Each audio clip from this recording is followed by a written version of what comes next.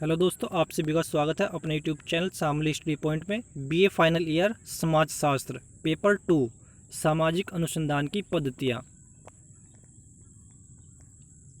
Unit 3 इकाई 3 अनुसंधान की गुणात्मक पद्धतियाँ, अवलोकन एवं व्यक्तिक अध्ययन। अवलोकन का शाब्दिक अर्थ होता है देखना, इसे निरीक्षण भी कहते हैं। अवलोकन निरीक्षण अथवा प्रेक्षण का सभी प्रकार के विज्ञानों में महत्वपूर्ण स्थान है, क्योंकि हम सभी प्रकार की समस्याओं एवं घटनाओं को आँखों से देखकर पहचान सकते हैं। आँखों से देखकर, तो इसमें पहला प्रश्न दिया हुआ है, आंकड़े संकलन करने की किस पद्धति को शास्त्रीय पद्धति कहा जाता है? तो इसमें अवलोकन पद्धति को शास्त्रीय पद्धति कहा जाता है। और अवलोकन का शाब्दिक अर्थ होता है देखना।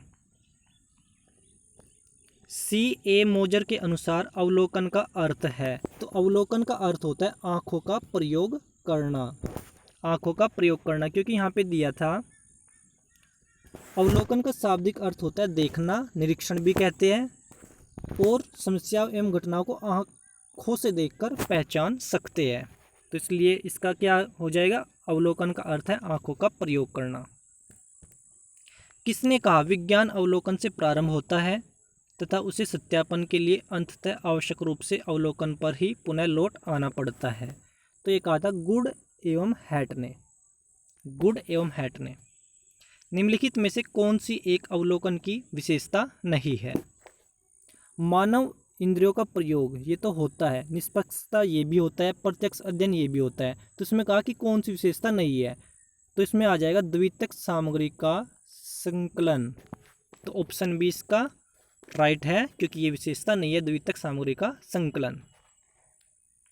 किस विद्वान ने कैदियों के जीवन तथा जेल की दशाओं हेतु सहभागी अवलोकन का प्रयोग किया है? तो ये कहा था जॉन हावर्ड विद्वान ने कैदियों के जीवन तथा जेल की दशाओं हेतु सहभागी अवलोकन का प्रयोग किया है।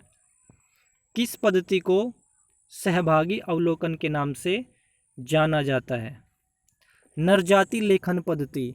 तो इसका ए ही सही है, नरजाति लेखन पद्धति को सहभागी अवलोकन के नाम से जाना जाता है। अवलोकन द्वारा द्वितीयक सामग्री का संकलन किया जाता है, यह कथन सही है या गलत है यह बताना है। तो दोस्तों, अवलोकन द्वारा द्वितीयक सामग्री का संकलन किया जाता है, यह कथन असत्य है, यानी कि यह कथन गलत है। किसने कहा अवलोकन का अर्थ कानों और वाणी की अपेक्षा नेत्रों का प्रयोग करना है? तो ये कहा था मोजर ने। तो इसलिए हमारा ऑप्शन बी राइट है, मोजर ने कहा था अवलोकन का अर्थ कानों और वाणी की अपेक्षा नेत्रों का प्रयोग करना है। इसमें दूसरे प्रश्न भी यही दिया था, C.A. मोजर के अनुसार अवलोकन का अर्थ है आंखों का प्रयोग करना। C.A. मोजर ने कहा था आंखों का प्रयोग करना। और क्वेश्चन नंबर 8 में भी अवलोकन का अर्थ कानों और वाणी की अपेक्षा नेत्रों का प्रयोग करना है, किसने कहा था? मोजर ने। ऑप्शन बी राइट है, मोजर। अवलोकन में किसका प्रयोग किया जाता है? अवलोकन में देखने का काम किया जाता है, तो देखते किससे? नेत्रों से। तो इसमें अवलोकन का में नेत्रों का प्रयोग किया जाता है। अवलोकन द्वारा प्राप्त सामग्री अधिक क्या होती है? विश्वसनीय, काल्पनिक या तुलनात्मक? तो अवलोकन द्वारा प्राप्त सामग्री अधिक विश्वसनीय होती है, क्योंकि हम उसको अपने नेत्रों से देखते हैं। नेत्रों से क्या दिखाई देता है? जिस पे विश्वास होता है, इनके विश्वसनीय। अवलोकन पद्धति का प्रचलन कभी कभी होता है, कभी नहीं होता, बहुत कम होता है, सर्वाधिक होता है। तो अवलोकन पद्धति का प्रचलन यानी कि आंखों से देखना, ये सर्वाधिक प्रचलन पद्धति है। ठीक है, अवलोकन पद्धति का प्रचलन सर्वाधिक होता है। अवलोकन द्वारा कौन सी सामग्री का संकलन किया जाता है?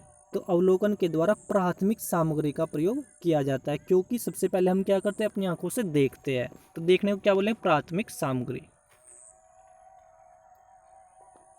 ठोस अर्थ में अवलोकन में कानों तथा वाणी की अपेक्षा आँखों के प्रयोग की स्वतंत्रता है, यह कथन किस विद्वान का है? तो आँखों का यूज किसने किया था? मोजर ने। तो इसलिए इसका ऑप्शन सी राइट है, मोजर। 3 बार प्रश्न आ गया है आँखों का प्रयोग करना। तो ये किसने कहा था? मोजर ने। किस विद्वान ने सहभागी एवं असहभागी अवलोकन के समन्वित रूप एवं मध्यवर्गीय मार्ग के अनुसरण करने पर बल दिया है? तो ये कहा था गुड एवं हैट ने, इसलिए हमारा ऑप्शन डी राइट है, गुड एवं हैट। किस विद्वान ने सामूहिक अवलोकन को नियंत्रित एवं अनियंत्रित अवलोकनों का एक मिश्रित एवं मध्यवर्ती रूप कहा है? तो ये कहा था सिन पाओ यांग ने, इसलिए हमारा ऑप्शन बी राइट है, सिन पाओ यांग। किस अवलोकन में अवलोकनकर्ता एवं घटना स्वतंत्र होती है? तो इसका राइट आंसर हो जाएगा अनियंत्रित अवलोकन। अनियंत्रित अवलोकन में अवलोकनकर्ता एवं घटना स्वतंत्र होती है, जिसमें कोई नियंत्रण नहीं होता है, आंखों पर कोई नियंत्रण नहीं होता है, आंखों के सामने जो आएगा हम उसको देख सकते हैं। अवलोकनकर्ता को स्पष्ट कीजिए। वह व्यक्ति जो किसी उद्देश्य के लिए अवलोकन करता है उसको ही हम अवलोकनकर्ता कहते हैं। अवलोकनकर्ता का मतलब शाब्दिक अर्थ है अवलोकन करने वाला, कर्ता का मतलब होता है करने वाला।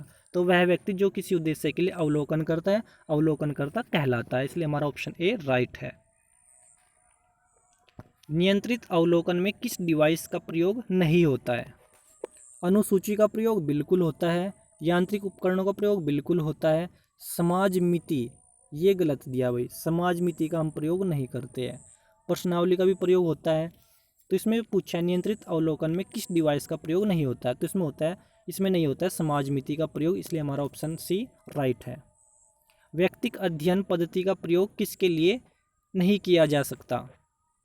एक व्यक्ति के लिए तो कर सकते हैं, एक संस्था के लिए भी, एक समुदाय के लिए भी, लेकिन अनेक देशों के लिए हम इसका प्रयोग नहीं कर सकते, इसलिए हमारा ऑप्शन डी राइट है। व्यक्तिक अध्ययन प्रणाली का सर्वप्रथम व्यवस्थित प्रयोग किसने किया था? तो ये किया था लिपले ने। लिपले ने व्यक्तिक अध्ययन प्रणाली का सर्वप्रथम व्यवस्थित प्रयोग लिपले ने किया था, लिपले। व्यक्तिक अध्ययन पद्धति की विशेषता है गहन एवं सूक्ष्म अध्ययन, इकाई का संपूर्ण अध्ययन, दोनों राइट है भाई, तो ऑप्शन सी राइट हो जाएगा, ए और बी दोनों। कौन सी पद्धति गहन एवं सूक्ष्म अध्ययन में सहायक है? प्रश्नावली, अनुसूची, व्यक्तिक, तो इसका राइट आंसर हो जाएगा व्यक्तिक अध्ययन। तो देखो 21 और 22 सेम है। व्यक्तिक अध्ययन पद्धति की विशेषता क्या होती है? गहन एवं सूक्ष्म अध्ययन, ठीक है, गहन एवं सूक्ष्म अध्ययन, इकाइयों का संपूर्ण अध्ययन।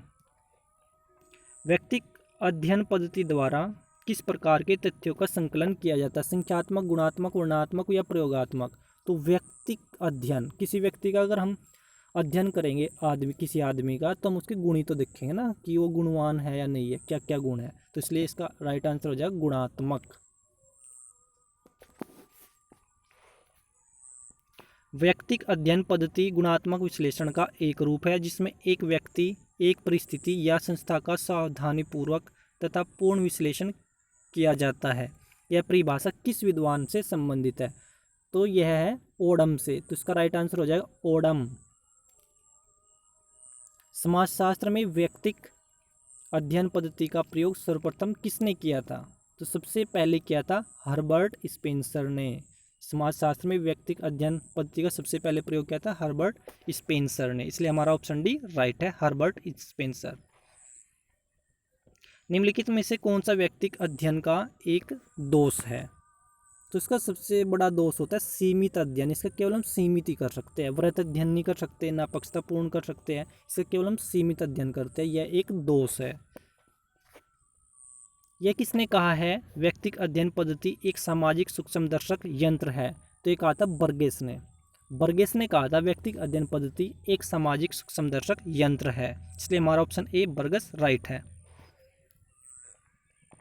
व्यक्तिक अध्ययन में व्यक्तिक तथ्यों को उनके संपूर्ण जीवन चक्र के रूप में संकलित किया जाता है, बिल्कुल राइट है भाई, सही है। व्यक्तिक अध्ययन में व्यक्तिक तथ्यों को उनके संपूर्ण जीवन चक्र के रूप में संकलित किया जाता है, बिल्कुल राइट है, तो इसलिए हमारा ऑप्शन ए सत्य राइट है। व्यक्तिक अध्ययन पद्धति के संबंध में कौन सा सत्य है? व्यक्तिक अध्ययन पद्धति अनेक पद्धतियों का मिश्रण है, बिल्कुल राइट है भाई। व्यक्तिक अध्ययन विधि प्रमाणात्मक विधि नहीं है, गुणात्मक होती है ना ये, ठीक है, ये भी राइट है। यह एक इकाई का संपूर्ण अध्ययन है, बिल्कुल राइट। तो इसका ऑप्शन डी राइट हो जाएगा, उपर्युक्त सभी।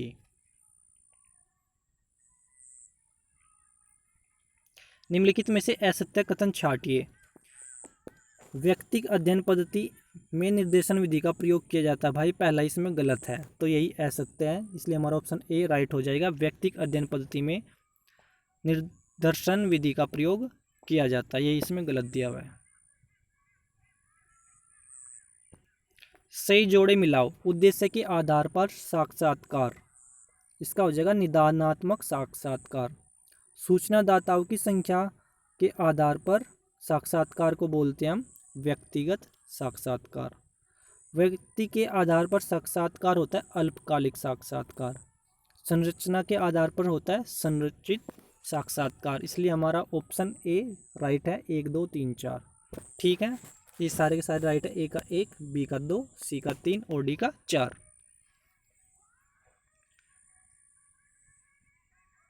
सही जोड़े मिलाओ। इसमें भी देखो सेम है, आवर्ती के आधार पर होता है पुनरावर्ती, संपर्क के आधार पर होता है प्रत्यक्ष, औपचारिकता के आधार पर होता है औपचारिक, अध्ययन पद्धति के आधार पर होता है केंद्रित। तो इसके सारे के सारे ऐसे ही है भाई, ए का 1, बी का 2, सी का 3, डी का 4, इसलिए हमारा ऑप्शन ए इसमें भी राइट हो जाएगा। निम्नलिखित में से कौन सा व्यक्तिगत अध्ययन के प्रयोग हेतु सर्वाधिक उपयुक्त इकाई है या उपयुक्त क्षेत्र है? इकाई का ज्ञान अध्ययन, गुणात्मक अध्ययन, व्यक्तित्व का अध्ययन। तो इसमें भाई तीनों राइट है, तो इसलिए हो जाएगा उपर्युक्त सभी। किसने अवलोकन को वैज्ञानिक अनुसंधान की शास्त्रीय पद्धति कहा है? तो शास्त्रीय पद्धति किसने कहा था? मोजर ने। 4 बार प्रश्न आ गया है मोजर, याद रखना, मोजर। सभी घटनाएं अवलोकन के योग्य नहीं होती है कथन निम्नलिखित में से किसका है? तो ये है पीवी यंग का। उसने कहा सभी घटनाएं अवलोकन के योग्य नहीं होती, ये कहा है पीवी यंग। सहभागी अवलोकन शब्द का प्रयोग सबसे पहले किस विद्वान ने किया है? तो ये किया लिंडमैन ने। सहभागी अवलोकन का सबसे पहले प्रयोग किया था लिंडमैन ने। सहभागी अवलोकन का अभिप्राय सामान्यतः ऐसी परिस्थिति से है जिसमें अवलोकनकर्ता अपने अध्ययन समूह के उतने ही निकट होता है जितना कि उसका कोई अन्य सदस्य होता है। यह कथन किस विद्वान का है? तो यह है पीटर एच मन का। पीटर एच मन। किसने कहा सहभागी अवलोकन का तात्पर्य एक ऐसी दशा से है जिसमें अवलोकनकर्ता अध्ययन किए जाने वाले समूह के एक सदस्य की तरह निकट हो जाता है और उनकी सभी सामान्य गतिविधियों में स्वयं भी भाग लेता है? तो ये भी कहा था पीएच मन ने। पीएच मन, इसलिए हमारा ऑप्शन सी राइट हो जाएगा। अवलोकनकर्ता में विश्वसनीयता प्राप्त करने के लिए कौन कौन से उपाय किए जा सकते हैं? विस्तृत अवलोकन योजना, बिल्कुल राइट। अनुसूची का प्रयोग, प्राकल्पना का निर्माण, तो ये तीनों राइट है, इनके ऑप्शन डी हो जाएगा उपर्युक्त सभी। निम्नलिखित में से कौन सा साधारण या अनियंत्रित अवलोकन का प्रकार है? सहभागी अवलोकन, असहभागी अवलोकन, अर्धसहभागी अवलोकन, उपर्युक्त सभी। तो इसका भी डी हो जाएगा उपर्युक्त सभी। गुड एवं हैट ने किस अवलोकन को साधारण अवलोकन कहा है? तो इसने कहा था अनियंत्रित अवलोकन। गुड एवं हैट ने अनियंत्रित अवलोकन को साधारण अवलोकन कहा है, इसलिए हमारा ऑप्शन भी राइट हो जाएगा अनियंत्रित अवलोकन। किसने अनियंत्रित अवलोकन को परिशुद्ध अध्ययनों में उपयोगी माना है? तो यह है पीवी यंग, इसलिए हमारा ऑप्शन ए राइट हो जाएगा पीवी यंग। अनियंत्रित अवलोकन को असंरचित अवलोकन किसने कहा है? तो ये कहा है जोहोदा एवं कुक ने। किसने अनियंत्रित अवलोकन को उपकल्पनाओं के परीक्षण में एक महत्वपूर्ण यंत्र माना है? गुड एवं हैट ने। सहभागी अवलोकन भाग है। मात्रात्मक अनुसंधान का गलत है भैया। गुणात्मक अनुसंधान बिल्कुल राइट। इथनोग्राफिक अनुसंधान बिल्कुल राइट। तो इसमें बी व सी सही है, इसलिए हमारा ऑप्शन डी राइट हो जाएगा। तो दोस्तों ये थी इकाई 3 यूनिट 3। ठीक है दोस्तों, अगर आप लोगों का कुछ भी डाउट है तो आप कमेंट बॉक्स में जाकर कमेंट कर सकते हैं। नेक्स्ट वीडियो के लिए भी आपको कमेंट करना होगा। ठीक है, वीडियो अच्छी लगे तो चैनल को सब्सक्राइब करें और वीडियो को ज़रूर लाइक करें। ठीक है दोस्तों, thanks for watch this video और best of luck your exam.